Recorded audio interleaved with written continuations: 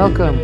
Listening to Temple Talk from Jerusalem, Israel. Rabbi Chaim Richman here together with Yitzchak Reuven today, the fourth day of the month of Nisan, the month of our redemption, 5778. It's March 20th, 2018, in this Shabbat, Parashat Tzav, second Torah portion of the book of Vayikra, Leviticus. It's also called Shabbat HaGadol, the Great Sabbath, which precedes the festival of Passover, which actually occurs next Shabbat. Yitzchak Reuven is going to tell us why this is called Shabbat HaGadol, the Great Sabbath. Oh, I think you ask me this question every year, and every year I have to scramble for the answer. Well, there's more than one reason. That's always a good answer. More than one reason. And one of the reasons is that traditionally on this Shabbat, rabbis and learned people and elders and sages make great speeches, teachings in synagogues around the world. That's not why it's called Shabbat HaGadol. They make a special lesson because it's the Great Sabbath. That was a poor attempt. Come on, you can do better than that. Okay. Well, it's because this was the Shabbat that preceded the actual Exodus from Egypt, and it was between the 10th of Nisan, when the Israelites were commanded to take a lamb and keep it in their household for 4 days until they were going to slaughter the lamb, the Korban Pesach, Passover offering, on the eve of their leaving Egypt. And it was over the Shabbat that they were keeping this lamb, and the Egyptians their jaws were dropped, and they didn't know what to do. What's going on with these Israelites? They're really going to slaughter this lamb? That's outrageous, because the lamb was a sacred animal. But they were befuddled. They were paralyzed with bewilderment. They didn't know what to do, and they didn't do a thing. They were awestruck.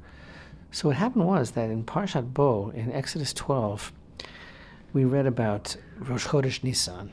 We read about this month shall be for you the first of the months. And it was on Rosh Chodesh Nisan in Egypt that the people of Israel got the commandment to take the sheep on the 10th day of the month. Right. And Shabbat HaGadol is a commemoration of the great miracle which occurred, which you just described. Yeah. The great miracle is the fact that the people of Egypt saw that the Israelites were. First of all, you have to understand they weren't in active slavery at this point for like the past year, because the plagues are going on all this time, and there's a whole dissertation in the sources of wisdom. The rabbis discuss how long did each plague last, and it was over the course of the whole year. Yeah. So the Israelites in the meantime had respite from their actual servitude, and it was like very, very tense. The atmosphere was about to happen, and they saw the Israelites taking the sheep into the house, which, as you said, was a sacred animal. And they said, "What are you doing there?" And they said, "Well, we have a commandment from God that we're going to be slaughtering this sheep." And they were absolutely powerless. They wanted to talk. They must have felt they were in a dream, and words just wouldn't come. They couldn't answer them. The irony also was that Moshe's his demand of Pharaoh the entire time was, let us go out of Egypt for 3 days in the desert so we can perform these offerings, because we know that Egyptians wouldn't approve of it. He refused repeatedly, so eventually they will do it here, which left them aghast. Indeed, the first Passover offering was while yet in Egypt. So that was the great miracle, that the Egyptian people were absolutely dumbfounded, like you said, flabbergasted, crestfallen, shocked, and they had no response whatsoever. In the meantime, so that's the idea of Shabbat HaGadol. And by the way, in the Haftorah, in the prophetic reading that we read on this Shabbat, comes from the prophet Malachi. Mm-hmm. And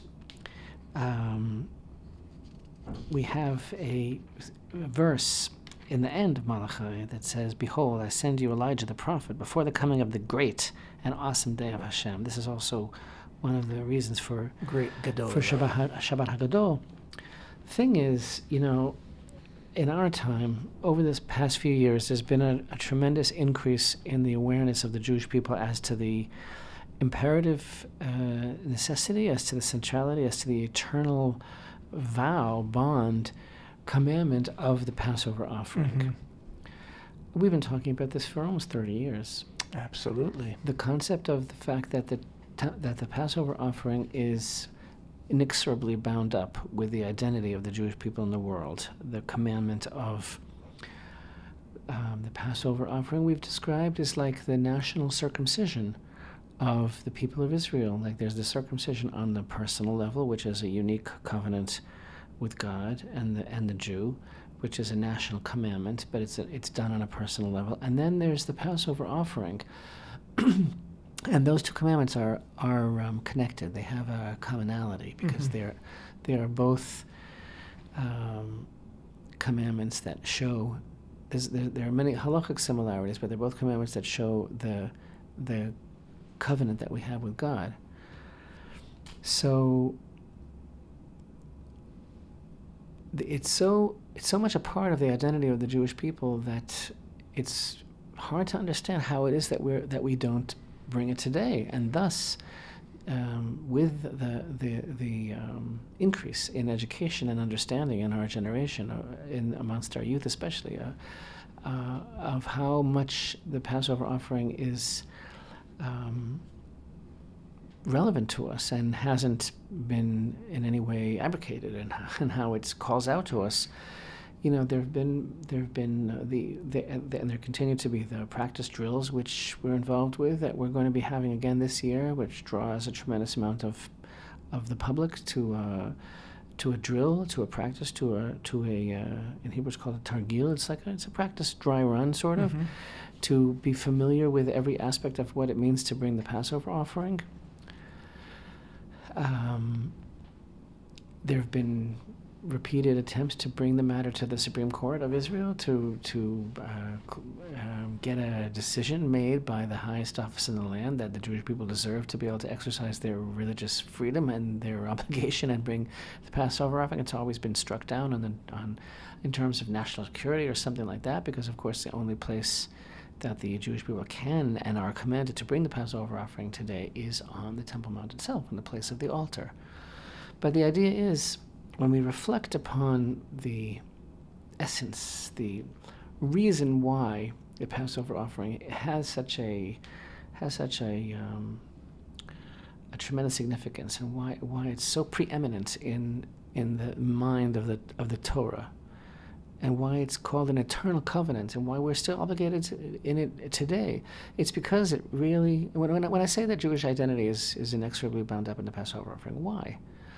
I think when we go back to Parashat Bo and we look at chapter 12 and we understand the commandment to bring that sheep into the house on the 10th of Nisan, and the response of the people of Egypt and the stand that Israel took, we understand that the Jewish people in this world, they stand up to idolatry, they stand up to paganity, they stand up to falsehood.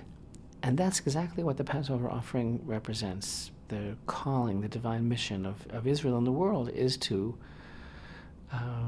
confront idolatry in the face. Back in the day, when the Passover offering was offered, the 14th, it's offered on the 14th. Passover, the 7-day festival, begins on the eve of the 15th.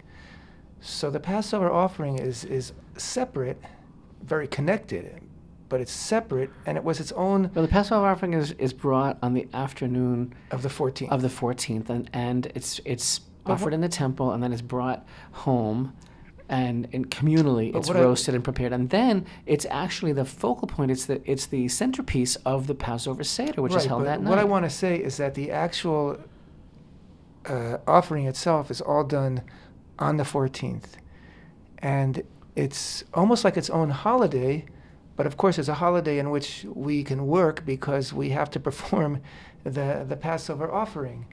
And when we're not performing the offering, it's almost like a holiday that we're just disregarding completely. I mean, it's what I mean to say is it's its own thing. It's a stand-alone commitment that is bound and part of the entire Passover commemoration and festival. But on the other hand, it's its own thing. You know, on Passover, we clean our houses of chametz, of leaven, and we only eat matzah, and we many things that we eat and we don't eat, and many practices. But the Korban Pesach, the Passover offering, is major. I mean, it's its own thing. It's the most important thing, and unfortunately, we haven't been able to perform that aspect of the entire purpose of what Passover is all about. And again, performing it it's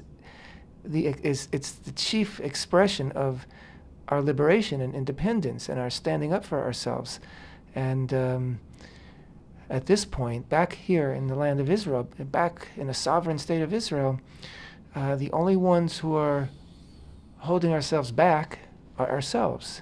And that's the impossible situation that we find ourselves in at this moment in our history, that we have to push forward and get control of ourselves and renew this Passover offering, because we are independent and it is our land. And again, just as the Israelites in Egypt seemed to have no fear, and they went ahead and performed the offering, and just as the Egyptians who may have been shocked and offended and upset and besides themselves by this couldn't do a thing, I think we would find that would be the situation today if we would stand up for ourselves. Well, this is exactly the the whole point, because there are so many inhibitions that we have as Jewish people, as sovereign people in our own land. There are so many concerns that we have about how others are going to react. And one of the lessons, I think, of this Great Sabbath, Shabbat HaGadol, when we think about this powerful iconography, the bringing the sheep in, and then, maybe expecting the worst, expecting some sort of super pogrom, expecting the Egyptians to do who know what, and they were absolutely struck dumb, powerless, totally impotent by this show of tremendous faith and strength and resolve, and listen to the commandments. So if the movement that we have today, the contemporary movement for bringing the Passover offering, which is gaining so much steam, which is gaining popularity and strength in every year, and the numbers that come to the public practices that we have, we're having it this year on the 10th of Nisan again. There come, thousands and thousands of people come. And many prominent rabbis are no longer afraid to speak out, and they say, yes, they say to the government, yes, something's very wrong with you, because we should be bringing the Passover offering. If we had a motto and a banner, it would be, just do it. Just do it. I know that's taken, but maybe we had it first. You know why it should be just do it? Because that's exactly what happened in ancient Egypt.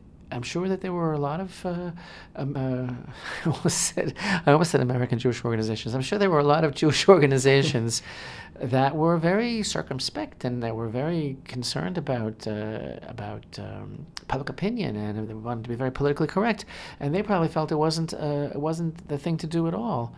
But lo and behold, the fact is, this is what the world expects and respects, and this is how it went down. So now, again, like the year leading up to this in Egypt, and all the things that were going on there, all the 10 plagues, the hail and ice and fire that rained down on Egypt, and the Nile turning to blood, and everything else,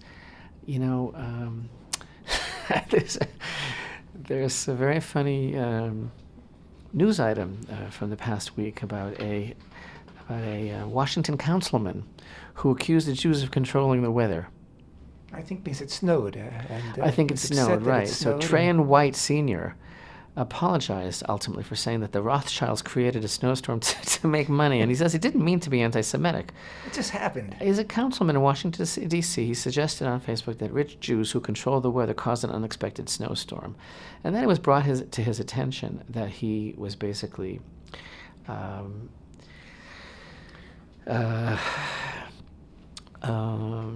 utilizing the terminology of anti-Semitic conspiracy theories, charging the Rothschild family and other wealthy Jews for interceding in world events for their financial gain. Like the weather.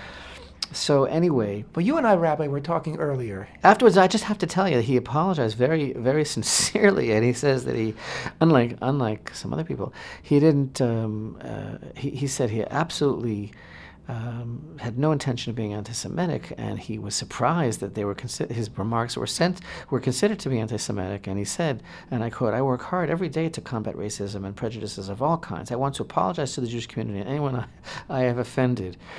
So he just slipped out that maybe the Jews made it snow in Washington, and it was just slipped out from Putin also that maybe the Jews were behind the election thing. But anyway, You and I were talking it about this made me think: earlier. what happened in Egypt? Were they all saying the Jews are doing this?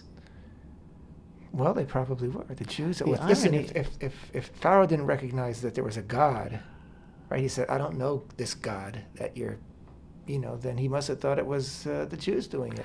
The irony is, I think it would be very accurate to say that not that the Jews control the weather, but the Jews are very intimately involved with the weather, because take this past year here in Israel, where we were confronted with another drought year.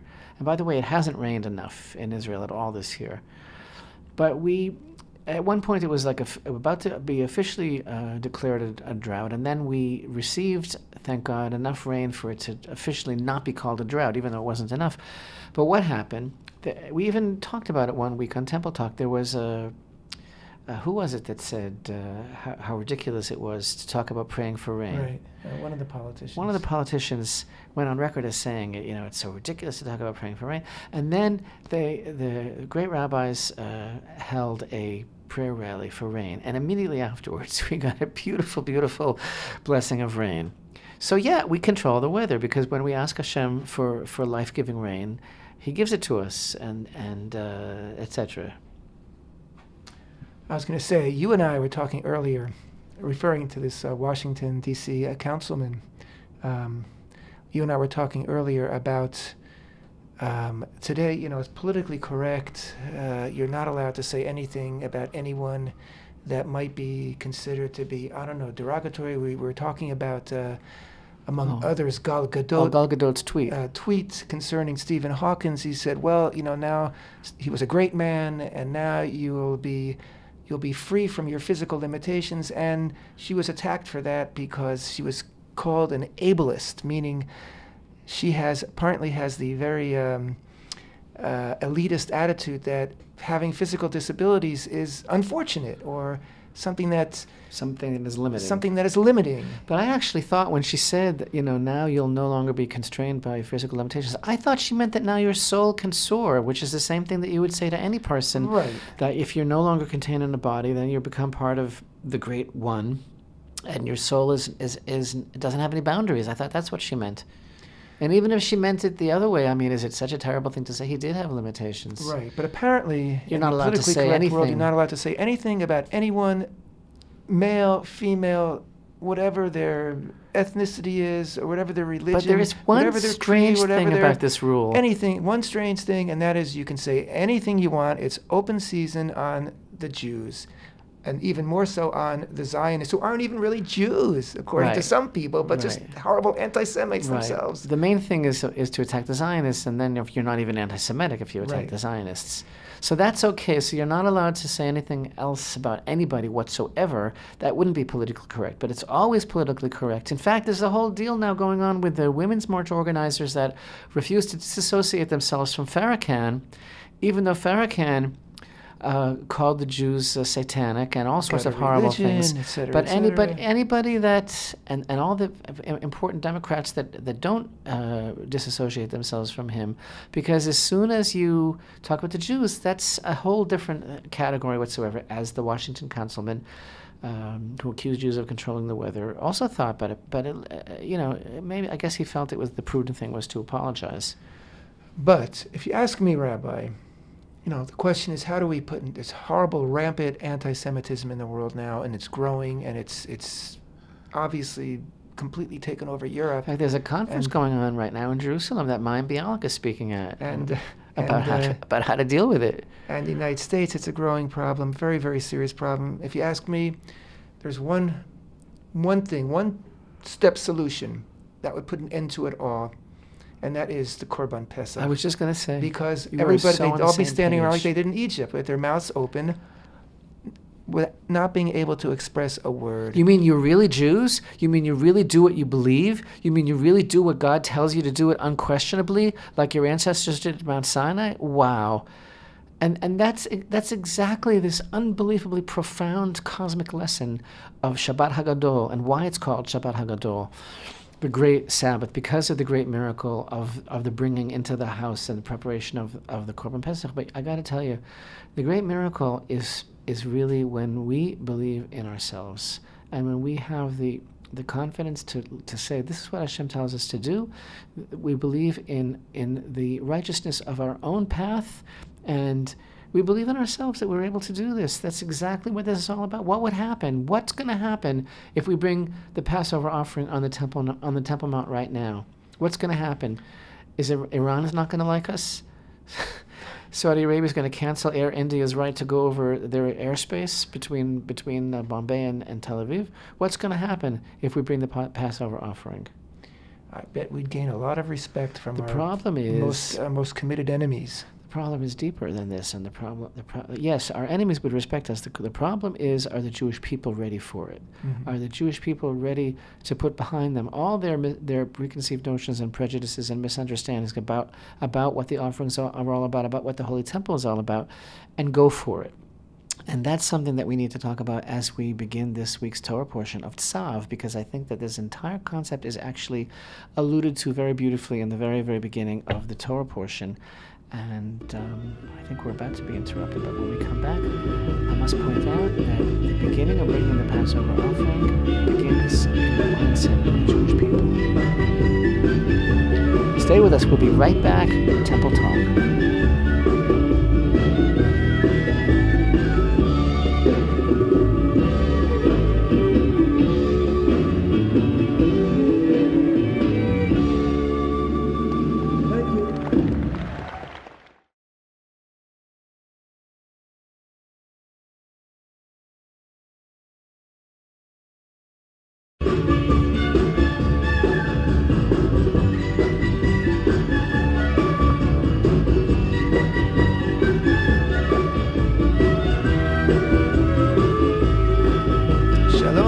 Back to Temple Talk. This is Yitzchak, Reuven, and with me in the studio, Rabbi Chaim Richman here in Jerusalem, Israel. Today is the 4th day of the beautiful month of Nisan, 5778. It's the 20th day of March, 2018. This coming Shabbat is Parashat Tzav, second Parsha of the book of Vayikra/Leviticus, and it's also Shabbat HaGadol, the Shabbat preceding Pesach, Passover, which is the following Shabbat.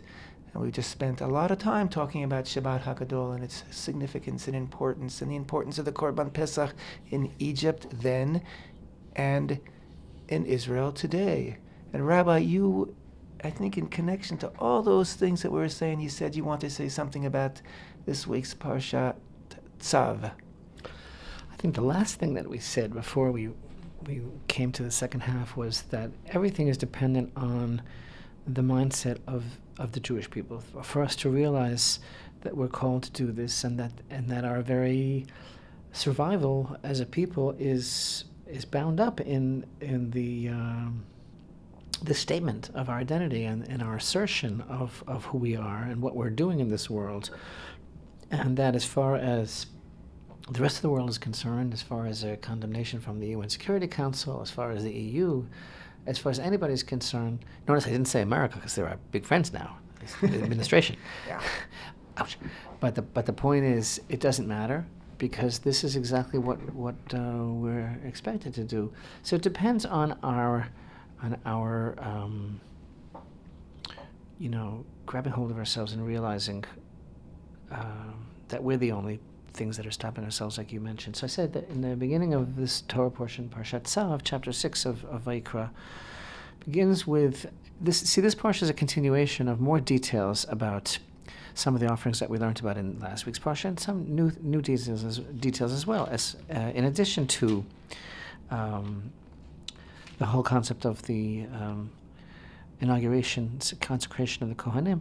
But the Parsha begins in chapter 6 with the mitzvah of the fire on the altar burning constantly, and the first commandment that the Kohanim that are serving in the Holy Temple are responsible for every day at the beginning of the day, at dawn actually, is called Trumat HaDeshen, which is here translated as the taking of the ash.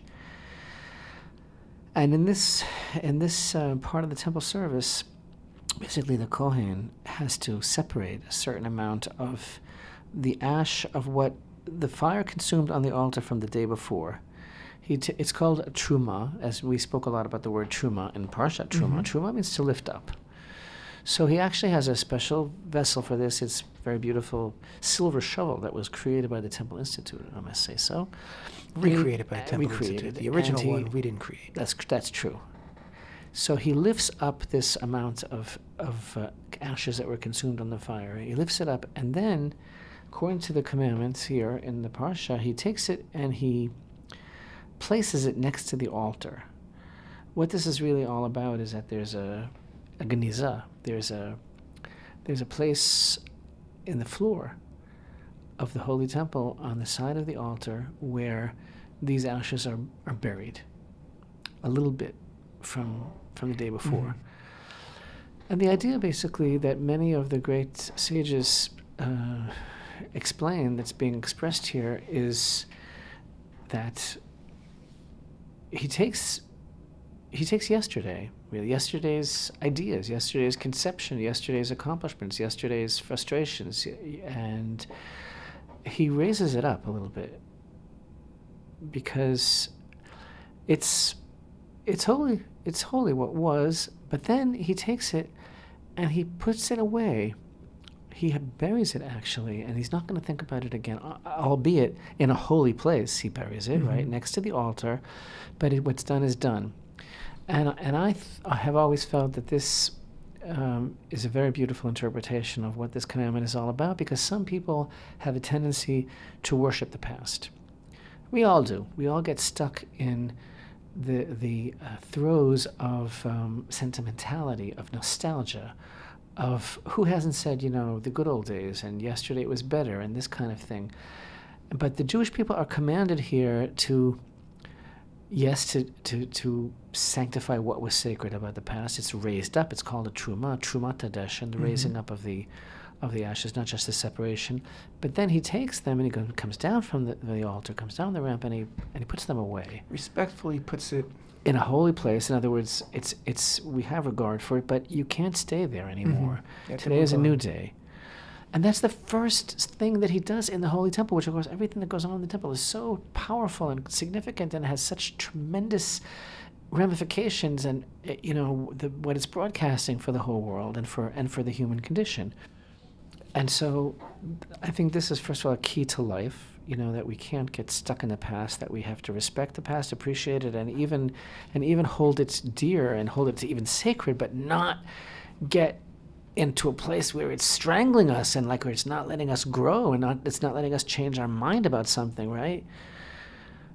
So it's like, there's a prohibition in the Torah against having a tattoo, right?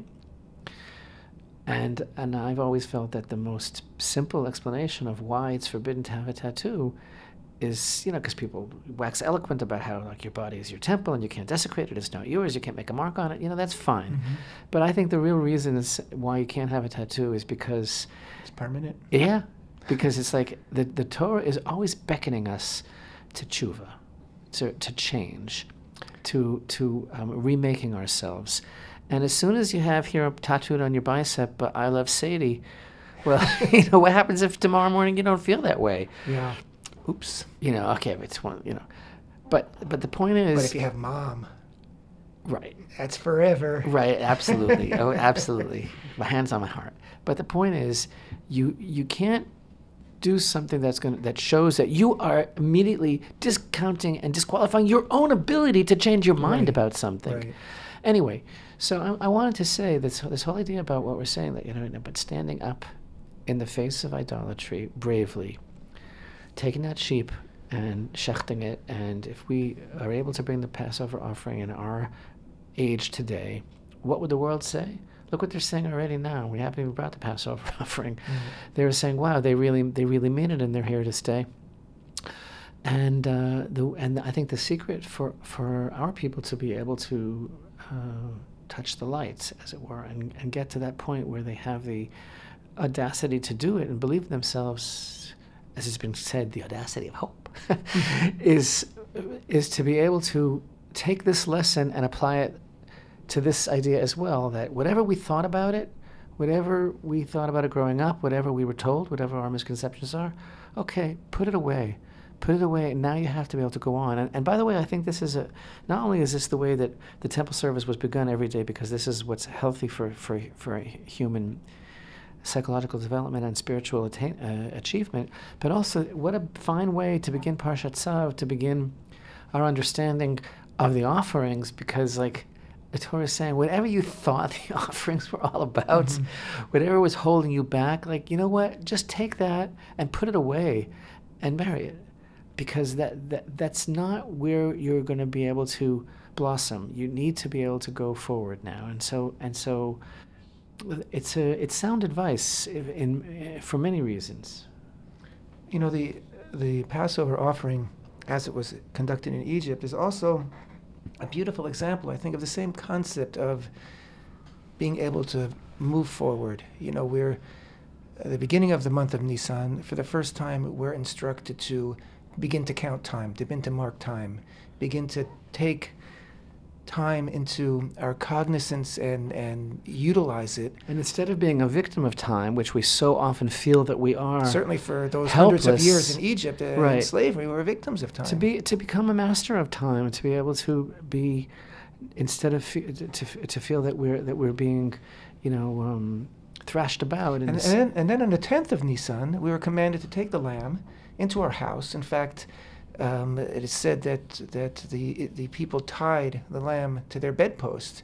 That's how close that lamb was kept to themselves for 4 days, which is long enough to get to know the lamb. It's long enough to say, wait a minute, maybe I want to keep this lamb, or maybe I don't want to sacrifice this, offer this lamb, And then we're commanded to, that's it, 4 days, move on, do it. And then right before we leave, even though we're leaving in haste, right, we're going to leave because all hell's going to break loose. We're going to leave, but we're commanded to take that, make the offering, and have the Passover meal with the offering that night before we leave. So it's almost, not only did we do it in the faces of the Egyptians, but then we sat down and had a festive meal before we hightailed it out of there. So there's this whole balance between staying in one place for as long as it's necessary, but then moving on when it becomes imperative. In fact, I'd like to say that, so many people always explain that the theme of Passover is freedom. Mm-hmm. And it really is. And it's very obvious and very clear and very important and beautiful. And I've always said that Passover really bequeaths freedom, the notion of freedom, to the whole world. But there is another theme which is simpler and more accessible, and you just said it yourself, and that is, it's about moving. It's about moving forward. It's about not staying in the same place. It's about skipping, in fact. That's the whole idea of the mazal, of the telev, of Nisan, of the skipping lamb. And it's called Passover because it's a festival of movement and of skipping. And not staying in the same place. At the end of the festival, we walk through the sea.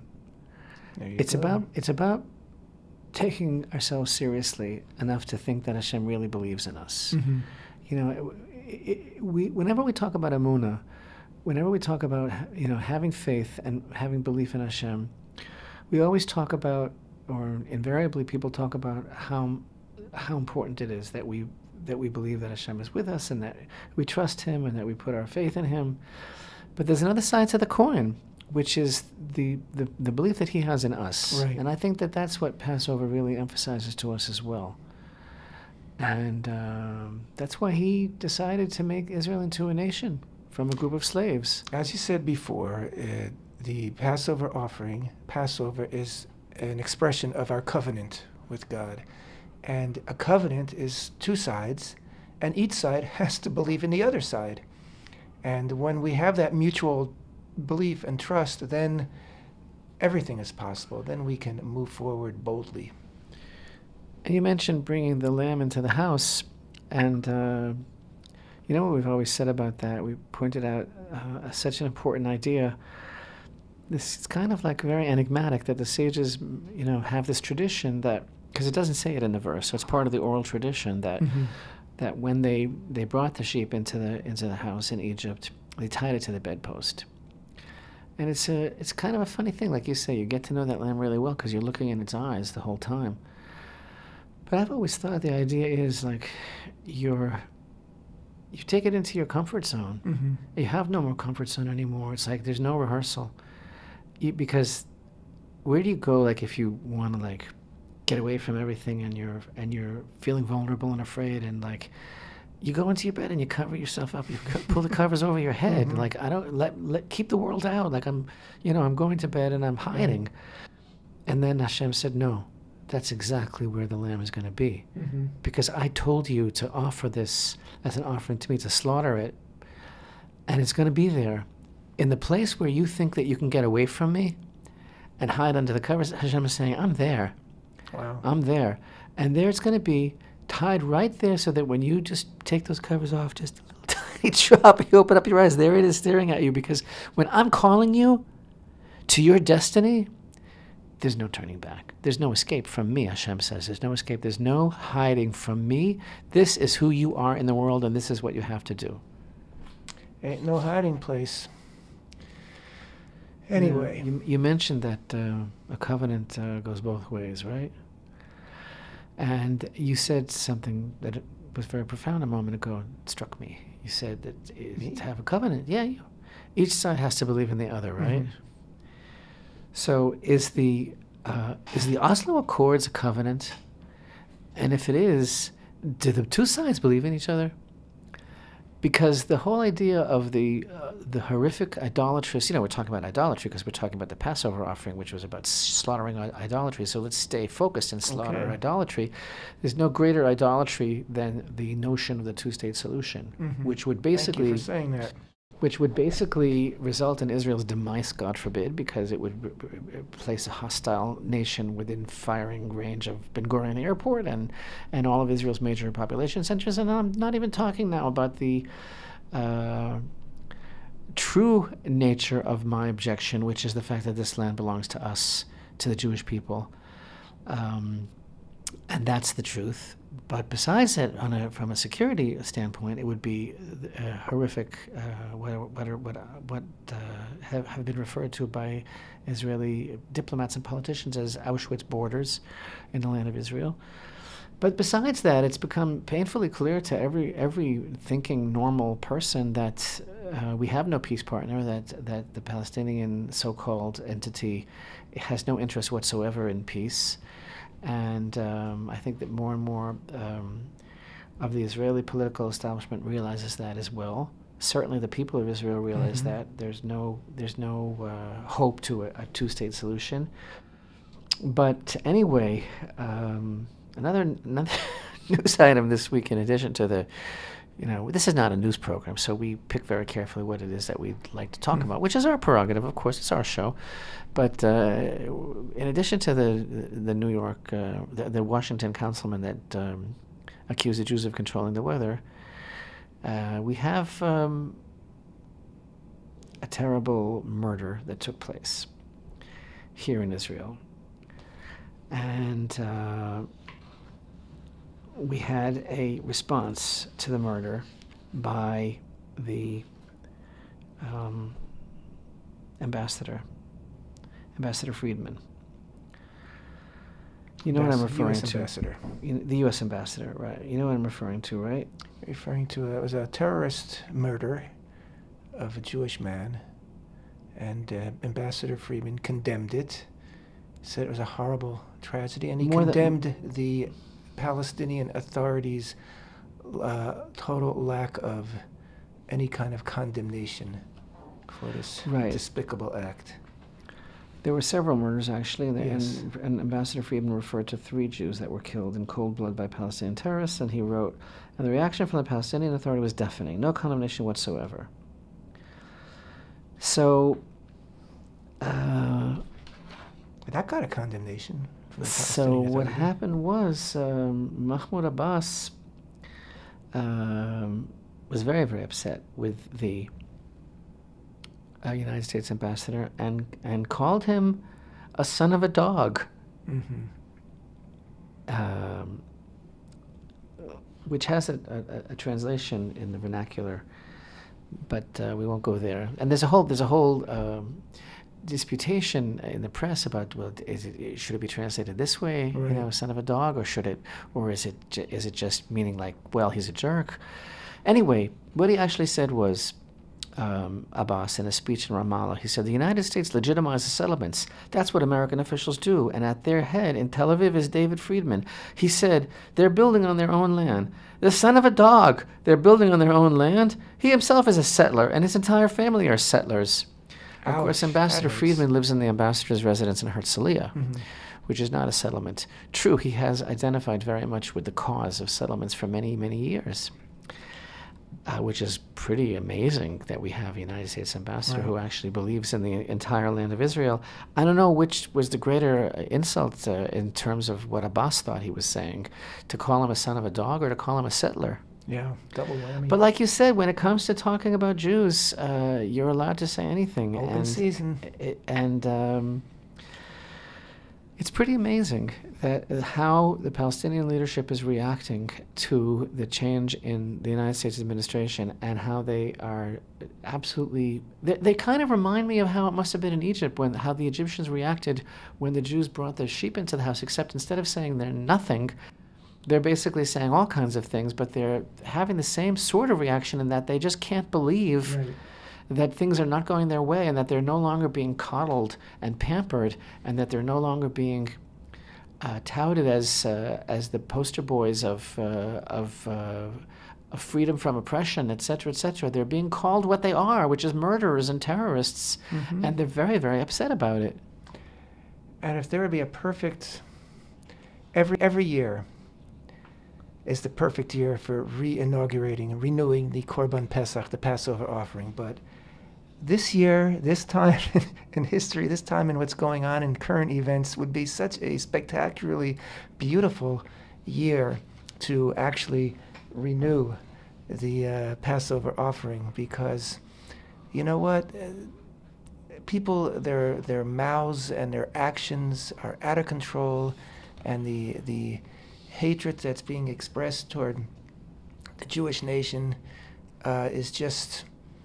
gone haywire. It's without any restraint.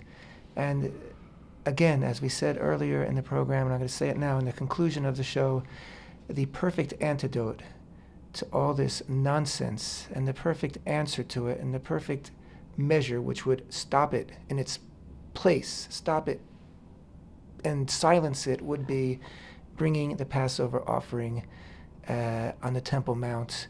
And again, it's a completely harmless act in real terms, but it would not in God's eyes. But it would just turn things completely on their heads and set things straight and shut up a lot of evil talk.